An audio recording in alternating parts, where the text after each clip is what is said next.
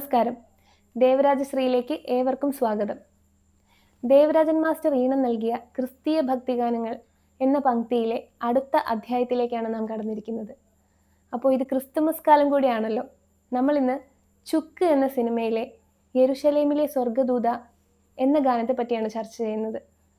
ഈ ഒരു ഗാനത്തെപ്പറ്റി പറയുമ്പോൾ യേശുക്രിസ്തു കടന്നുപോയ യാതനകളുടെയൊക്കെ കാലഘട്ടത്തെപ്പറ്റി, ഒരു 33.5 വർഷ കാലഘട്ടത്തെപ്പറ്റി നാം ഏവർക്കും വിശുദ്ധ ഗ്രന്ഥത്തിലൂടെയും മറ്റും സുപരിചിതമാണ്.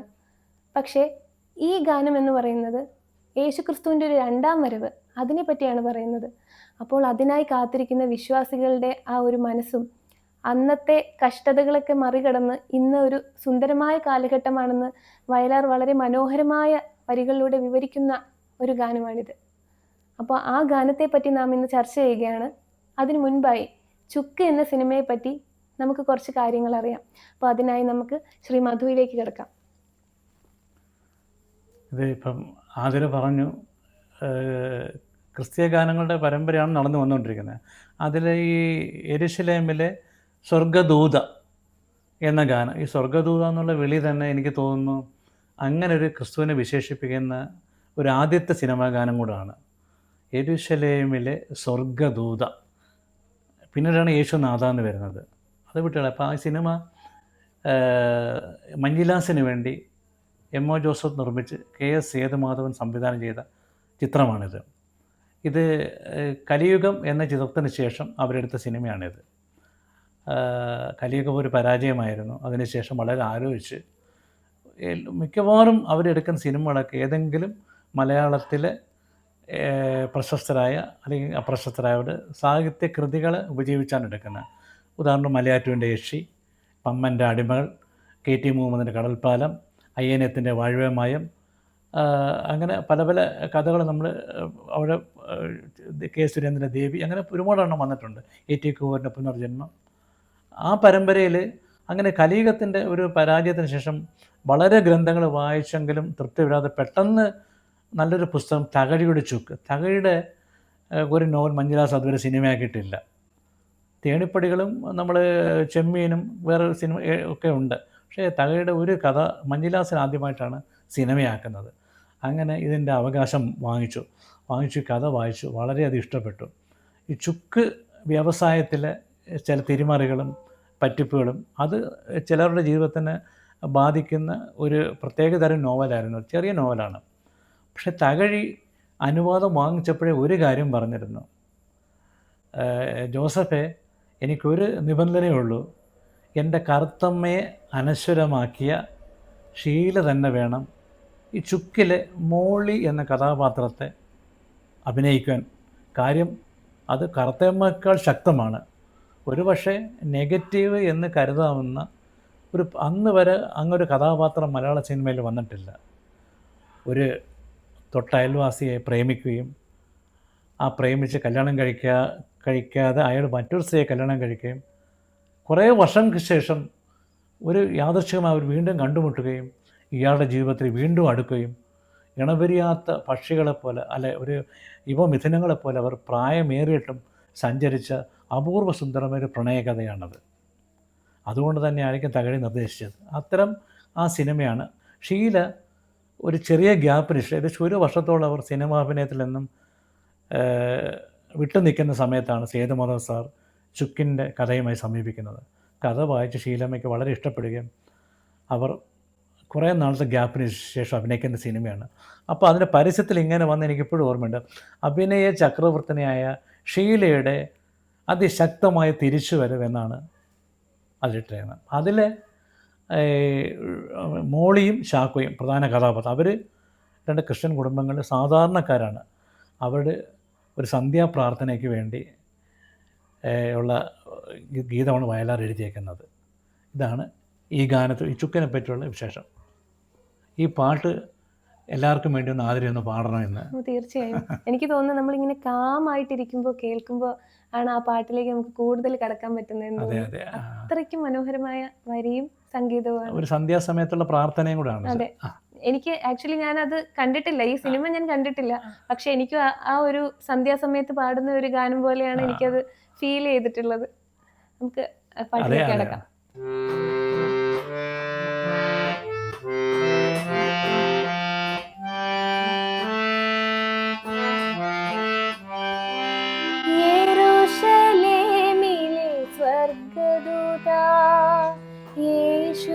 യേശുനാഥ എന്നു വരും വീണ്ടും എന്നു വരും എൻ്റെ മെഴുകു വിളക്കിൻ മുൻപിൽ എന്നു വരും ദൈവപുത്ര.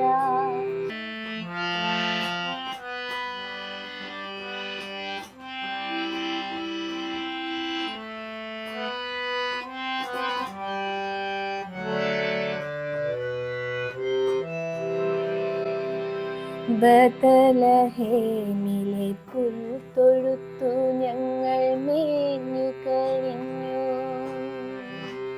ഞങ്ങൾ മേഞ്ഞു കഴിഞ്ഞു. നിർധനരും നിന്ദിതരും പീഡിതരും ഇതാ നാഥനെ വന്നെതിരേൽക്കാൻ ഒരുങ്ങിക്കഴിഞ്ഞു. ജൂഡിയയില്ല, ജൂഡാസില്ല, ഗാഗുൽത്തയിൽ പണിതുയർത്തിയ മരക്കുരിശില്ല. നിന്റെ രാജ്യം ഇത് നിന്റെ രാജ്യം, യെരൂശലേമിലെ സ്വർഗദൂത യേശുനാഥ.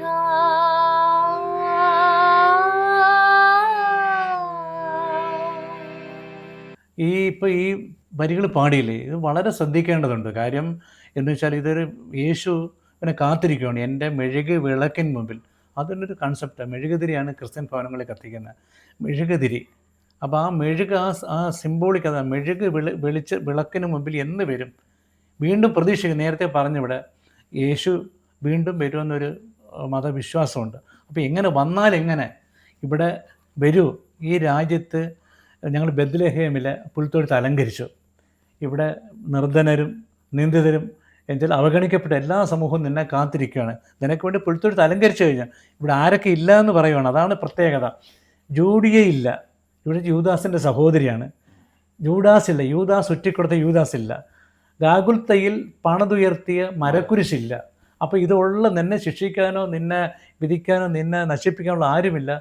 നിൻ്റെ സ്വർഗരാജ്യം മാത്രമാണ്, നിനക്ക് വേണ്ടി ഞങ്ങൾ എല്ലാം ഒരുക്കി വെച്ച് കാത്തിരിക്കുന്നു എന്ന് പറയുന്ന യേശുവിനോട് മാത്രമുള്ള നിൻ്റെ രാജ്യം, യുവർ കിങ്ഡം എന്ന് പറയുന്ന ആ ഭാവനയാണ് വയലാറോട് വിശേഷിപ്പിച്ചിരിക്കുന്നത്. അങ്ങനെ മഹത്തായ യേശുവിനോട് മാത്രമുള്ള ഒരു തിന്മകളുമില്ലാത്ത നന്മകൾ നിറഞ്ഞ സാധാരണക്കാർ ജീവിക്കുന്ന ഈ അന്തരീക്ഷത്തിലേക്ക് വരാനായിട്ട് ക്ഷണിക്കുകയാണ്. അതുമാത്രമല്ല, ആ പ്രാസം ഒപ്പിച്ച് എഴുതിയേക്കുന്ന വരികൾ കാണണം.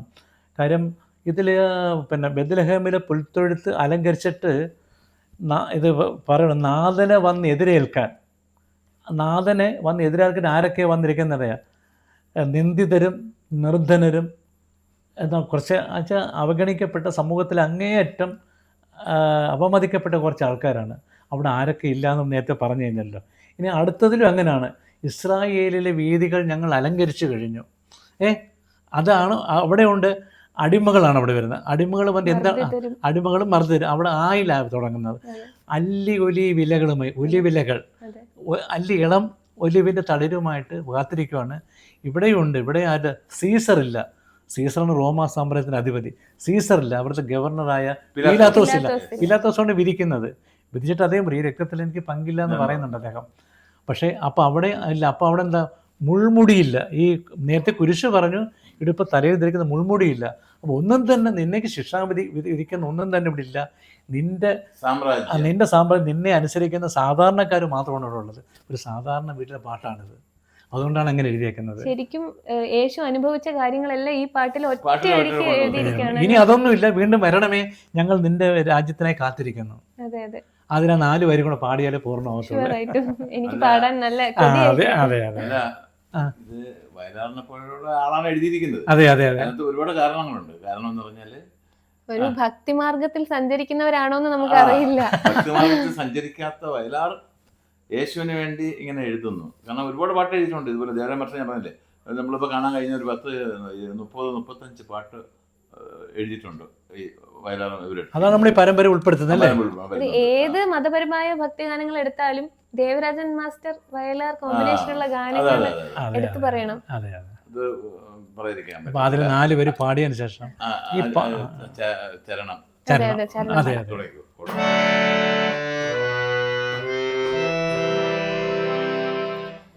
ഇസ്രായേലിനെ വീഥികൾ ഞങ്ങൾ അലങ്കരിച്ചു,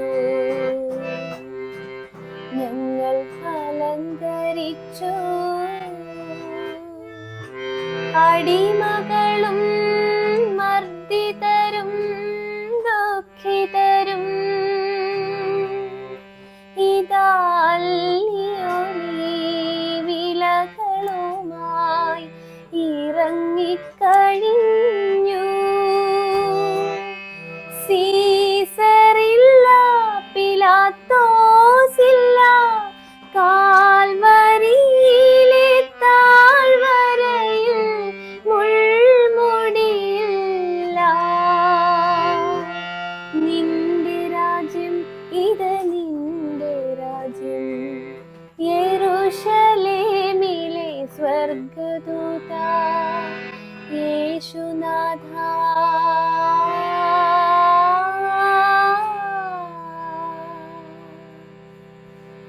പ്രകാശ്, ഇതിൽ ഒരു പ്രത്യേകത കൊണ്ടുണ്ട് ഈ സിനിമയിൽ. ഇതിപ്പോൾ ജയേട്ടനും നമ്മുടെ സുശീലാമ്മയും കൂടെ പാടിയ ഡ്യുയറ്റാണ് നമ്മൾ ഡിസ്കിലും എല്ലാവർക്കും. പക്ഷേ ഇതിനകത്തൊരു ഒരു സോളോ വെർഷനുണ്ട് സുശീലാമ്മ പാടിയത്. കാര്യം ഇവർ പ്രേമിച്ചു, അവസാനം കല്യാണം വാഗ്ദാനം ചെയ്തിട്ടാണ്. അദ്ദേഹം ഒരു കമ്പനി തുടങ്ങാനുള്ള സാമ്പത്തികം ഇല്ലാത്തതിൻ്റെ പേരിൽ ഷീലയുടെ അച്ഛന് കൊടുക്കാൻ പറ്റില്ല, മോളുടെ അച്ഛന് ശ്രീധരന് കൊടുക്കാൻ പറ്റുന്നില്ല. അപ്പോൾ വേറൊരു കോൺട്രാക്ട് പറയുന്നത് വേറൊരു വീട്ടിലെ സൗന്ദര്യമില്ലാത്തൊരു പെൺകുട്ടി പൈസ കൊണ്ട് കൊടുക്കാം, അങ്ങനെ പറഞ്ഞാൽ കമ്പനി മേടിക്കാനുള്ള ഇടപാടിൽ കല്യാണം മാറി നടത്തുകയാണ് ഈ കാമുക ഉപേക്ഷിച്ചിട്ട്. അപ്പോൾ ഈ മധുവിധു രാത്രിയിൽ ഷീല അവരുടെ വീട്ടിൽ ഇരുന്ന്, പക്ഷേ സേതുമാധവൻ ഷീലയെ കാണിക്കുന്നില്ല ഇവിടെ. അതിമനോഹരമായ ചിത്രീകരണം. ആ വീട്ടിൽ കുടില് കാണിച്ചിട്ട് ഈ ദുഃഖ നിമഗ്നമായ ഈ ഗാനം സുശീലാമ്മയുടെ ശബ്ദത്തിൽ പാടുന്നുണ്ട്.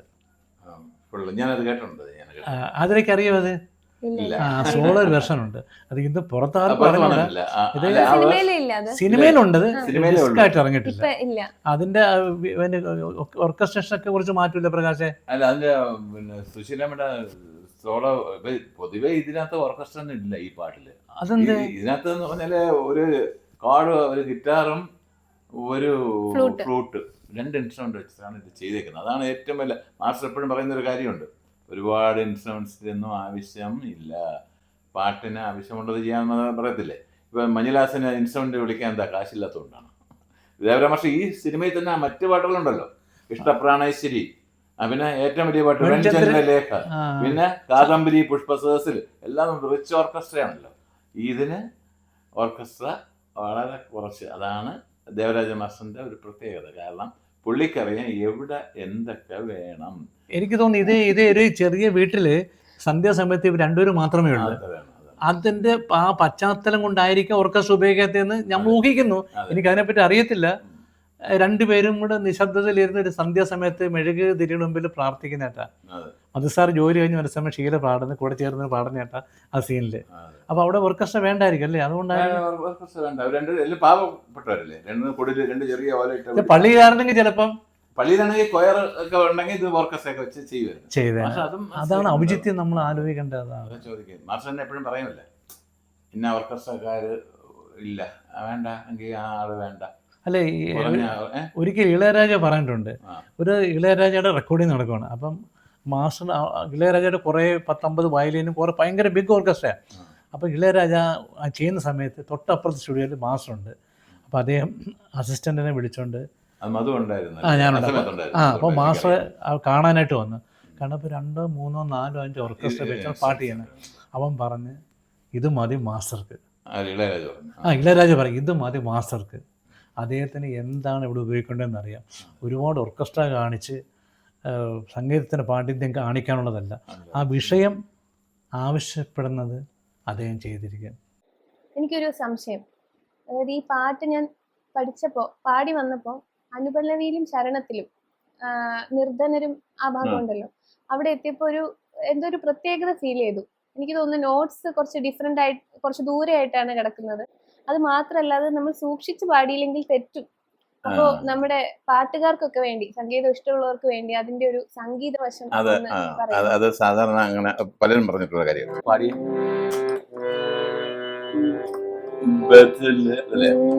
ബദലഹേമിനെ പുൽത്തൊഴുത്തു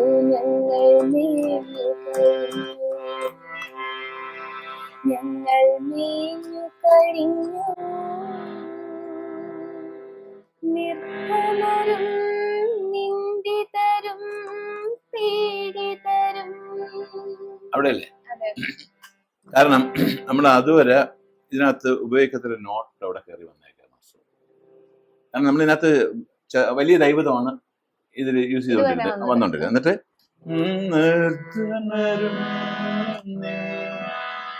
നിർമ്മലരും നിന്ദിതരും പീഡിതരും. അതായത് ഗാറ്റു ശുദ്ധ ദൈവതത്തിൽ ഡയറക്റ്റ് പോവുക പെട്ടെന്ന് കിട്ടില്ല. കാരണം നമ്മൾ വന്നോണ്ടെല്ലാം ചതുർശ ദൈവതം, നമ്മളിപ്പോ ശുദ്ധ ദൈവതം വെച്ചാൽ നമ്മൾ വന്നിരുന്നെങ്കിൽ നമുക്ക് ഈ അവിടെ പ്രയാസം അനുഭവപ്പെടത്തില്ല. പക്ഷെ നമ്മൾ ചതുർശ ദൈവത്തിൽ ഇങ്ങനെ മുഴുകി ഇങ്ങനെ വന്നിട്ട് പെട്ടെന്ന് വരുന്നു. മീഡിയന്റെ മേജർ കോഡാണ് വരുന്നത്. അതുകൊണ്ടാണ് ഈ സ്ഥലം വരുമ്പോൾ ഒരു പ്രയാസം പോലും തോന്നുന്നത്. അത് എന്തുകൊണ്ടെന്ന് പറഞ്ഞാല് ആരൊക്കെയാണ് ആ നാഥനെ കാത്തു നിൽക്കുന്നതെന്നൊരു സാധനം ഉണ്ടല്ലോ. നിർധനരും നിന്ദിതരും പീഡിതരുമായിട്ടുള്ളവരാണ് നാഥനെ കാണുന്നത്. അപ്പൊ അവിടെ ആ ശുദ്ധ ദൈവതം വെക്കുമ്പോഴാണ് ആ കറക്റ്റ് ഫീൽ വന്നേക്കുന്നത്. അത് മാസ്റ്റർ മനഃപൂർവ്വം നോട്ട് എടുത്ത് വെക്കുന്നതായിരിക്കില്ല അല്ലേ? അല്ല, കാര്യം മാസ്റ്റർ ഒരിക്കലും അങ്ങനെ വെച്ചിട്ടില്ല എന്ന് മാസ്റ്റർ ഞാൻ ചോദിച്ചിട്ടുണ്ട്. ഈ കാര്യം ഇത് തന്നെ ചോദിച്ചിട്ടുള്ളത്. മാസ്റ്റർ പറയാന്ന് പറഞ്ഞാല് ഞാൻ ട്യൂൺ ചെയ്ത് വരുമ്പോ എനിക്ക് ആ വാക്ക് കാണുമ്പോൾ എനിക്ക് മനസ്സിലൊരു നോട്ട് വരും, ഞാൻ അതങ്ങ് വെക്കുകയാണ് ചെയ്യുന്നത്. അത് ശുദ്ധദൈവമാണെന്ന് ഞാൻ നോക്കത്തില്ല, ഞാൻ അങ്ങ് വെച്ച് വരിക. അല്ല മനഃപൂർവ്വം പർട്ടിക്കുലർ അത് ശുദ്ധദൈവം ഒന്നും അറിഞ്ഞുകൊണ്ട് വെച്ചതല്ല എന്നങ്ങനെ ഒരുപാട് കാര്യങ്ങൾ പറയുന്നുണ്ട്. ഇങ്ങനത്തെ ഈ വരി അനുസരിച്ചല്ലേ പോകുന്നത് മാസ്റ്റർ. എപ്പോഴും ലിറിക് അനുസരിച്ചല്ലേ ട്യൂൺ വരത്തുന്നത്. കണ്ടിങ്ങനെ നോക്കിയാണ് ട്യൂൺ ചെയ്തുകൊണ്ടിരിക്കുന്നത് സാധാരണ. അതുകൊണ്ട് ഇത് ഒരു പർട്ടിക്കുലർ രാഗത്തിലാണെന്ന് നമുക്ക് എല്ലാ സ്വരവും ഉണ്ട് ഇതിനകത്ത്. ഇതിനകത്ത് പിന്നെ 12 സ്വരസ്ഥാനങ്ങളിൽ 10 എണ്ണം ഇതിനകത്തുണ്ട്. അതാണ് ഇതിനകത്ത് ഒരു പ്രത്യേകത. ഒരു മറ്റേ അത് കഴിഞ്ഞിട്ട് നിർദ്ദേശം കഴിഞ്ഞിട്ട് അടുത്ത പോർഷൻ ഒന്ന് പഠിക്കേ.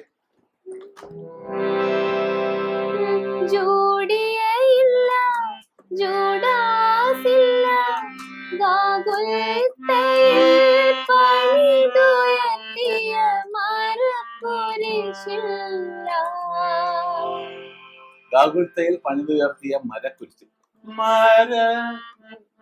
അവിടെ ചെറിയ നിഷാദം വന്നു, കൈശിക നിഷാദം വന്നു. തൊട്ടടുത്ത് വന്നത് വലിയ നിഷാദമായിരുന്നു. അത് കഴിഞ്ഞ് വീണ്ടും ഇവിടെ കൈശിക നിഷാദം കയറി വന്നേക്കുക. അപ്പൊ ഈ ഫീൽ കൊണ്ടുവരാൻ വേണ്ടി എങ്ങനെയൊക്കെ വരും അതെല്ലാം വരും. ചുരുക്കി പറഞ്ഞാൽ നേരത്തെ പറഞ്ഞത് 12-ൽ 10 സ്വരം വന്നിട്ടുണ്ട് ഇതിനകത്ത്. അതിൽ പ്രതിമദ്യം വന്നേക്കുന്നത് BGM-ലാണ് വന്നേക്കുന്നത്. BGM-ൽ പ്രതിമദ്യവും കൂടെ കയറിയാണ് ഈ വന്നേക്കുന്നത്. ഇത് സ്വരങ്ങൾ ഏതൊക്കെയാണ്? ചെറിയ ഋഷഭവും ചെറിയ ഗാന്ധാരവും ഒഴിച്ച് ബാക്കി എല്ലാ സ്വരം മനഃപൂർവ്വം കൊണ്ടുവന്നതല്ല അവർ. അതാണ് മാസ്റ്റർ പറയുന്നത്. ഞാൻ ഒരിക്കലും മനഃപൂർവ്വം ഒന്നും കൊണ്ടുവരാറില്ല.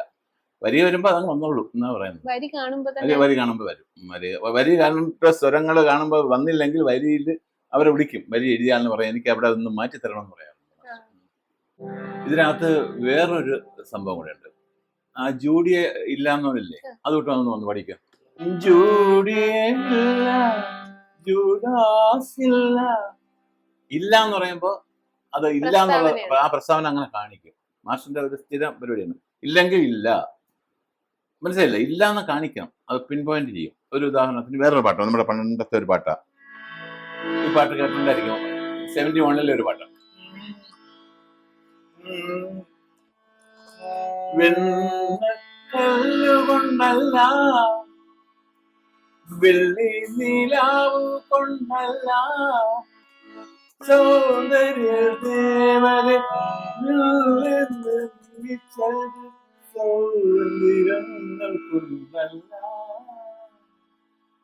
അല്ല, ഇല്ല, പോകൂ എന്നൊക്കെ പറയുമ്പോ ആ പ്രസ്താവന അവിടെ കൃത്യമായിട്ട് വരും. വാക്കുകളിൽ ചെയ്യുന്ന മാജിക്. ഇതാണ് ദേവരാജൻ എന്ന ലെജൻഡിന്റെ പ്രത്യേകത. അപ്പോൾ ഈ ക്രിസ്തുമസിനോടനുബന്ധിച്ചുള്ള എപ്പിസോഡിൽ യെരുശലേമിലെ സ്വർഗദൂത എന്ന യേശുവിൻ്റെ രണ്ടാം വരവിനെ കാണിക്കുന്ന ആ വിശുദ്ധമായ കാലത്തെ പറ്റിയുള്ള പാട്ടിനെ പറ്റി നമ്മൾ കുറേ സംസാരിച്ചു, സിനിമയെ പറ്റി പറഞ്ഞു. അപ്പോൾ ഇതുപോലെ അടുത്ത ഗാനങ്ങൾ, അടുത്ത ക്രിസ്തീയ ഭക്തി ഗാനങ്ങളുമായി നമുക്ക് വരും എപ്പിസോഡുകളിൽ കാണാം.